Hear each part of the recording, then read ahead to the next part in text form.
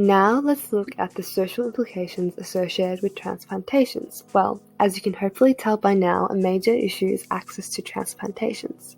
Access to transplantations is very much influenced by how many donors are available and the number of recipients waiting to receive a transplantation. And even though our donation rates in Australia have increased over the last few years, there are still nearly 5 times more people waiting for an organ donation than there are donors. To give you some quick stats, the 3,816 tissue donors in 2019 comprised of 92% living tissue donors and 8% deceased tissue donors. This is an 8% decrease compared with 2018 and a 5% decrease since 2013. This graph shows the number in comparison to living donors from 2013, 2018, and 2019. As you can tell, 2019 has the least amount. This is due to limited access to medical services, travel costs, and distance. Further, they are also less likely to be on a waiting list for transplantations in compared to the rest of Australia, which is an incredible concern and decreases the chance at receiving increased health outcomes that transplantations can provide. To put this in perspective, Australians in remote areas have kidney and urinary disease rates that are more than 6 times that of Australians living in major cities and have nearly double the amount of dialysis patients as well.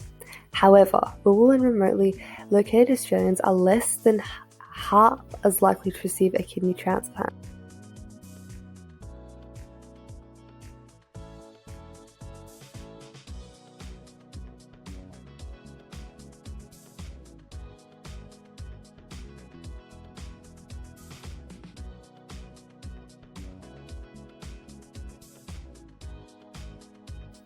Economic implications also play a huge role.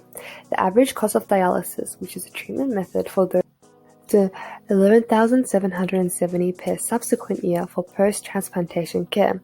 As you can see, this really shows how much better transplantations are and how much more cost-effective they would be in comparison to having to use different treatment options such as dialysis.